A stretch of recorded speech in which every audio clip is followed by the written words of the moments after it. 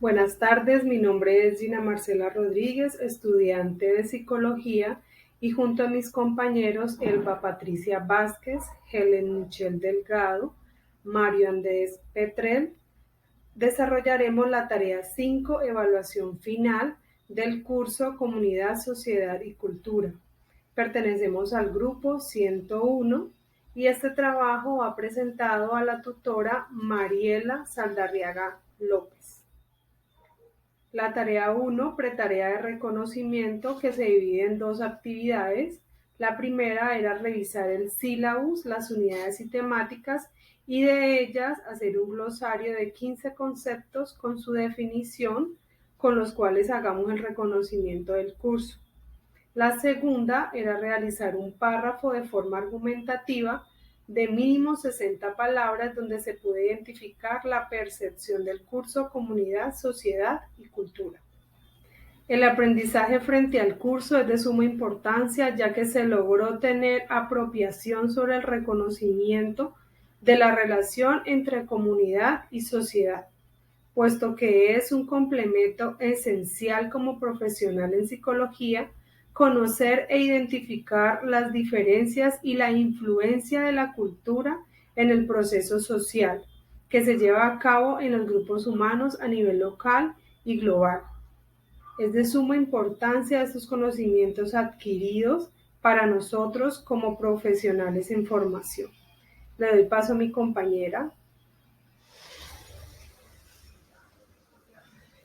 Saludos, les habla Helen Delgado. En la tarea número 2, reconocer y explicar los conceptos de comunidad y sociedad, tiene 2 puntos.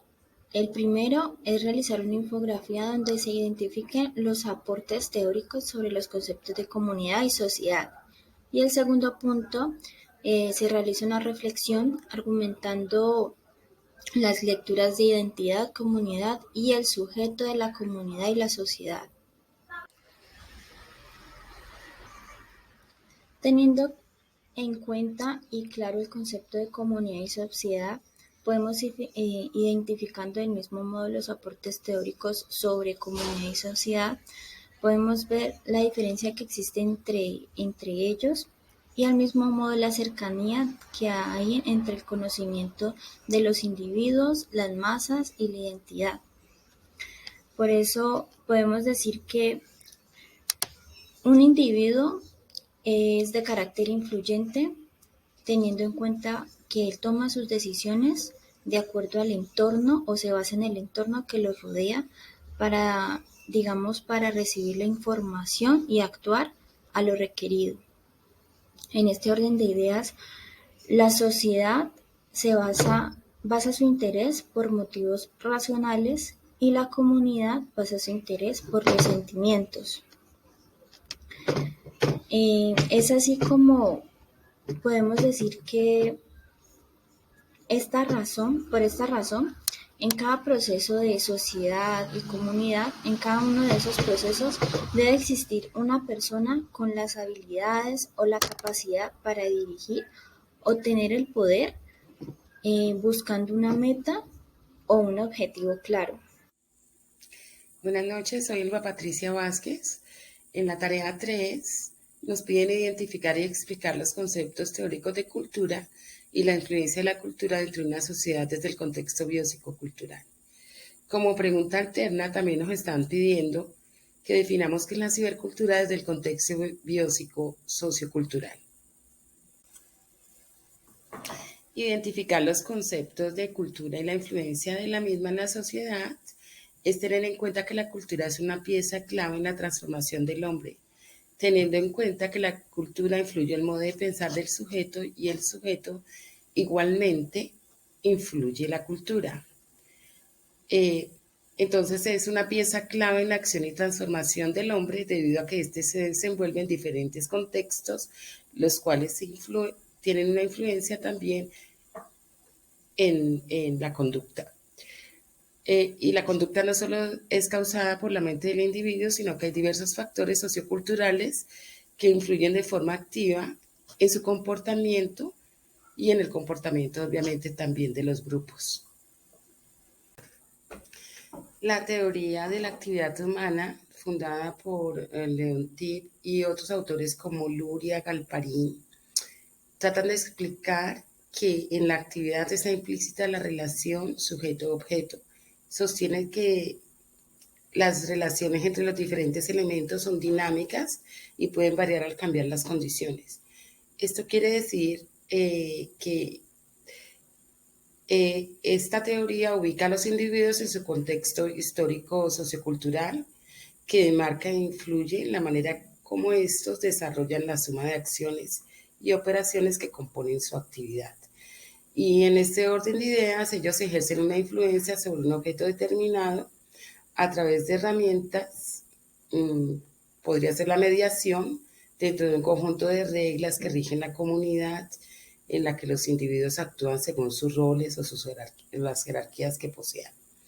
La actividad está en la interacción entre sujeto y objeto, que está orientada hacia una meta, hacia un objetivo, para conseguir ese objeto. A la pregunta ¿qué es la cibercultura? Pues la cibercultura es una cultura nacida de la utilización de todas las nuevas tecnologías de información, ¿no? Que utiliza también el ciberespacio, que es el espacio donde se desarrolla esta interacción.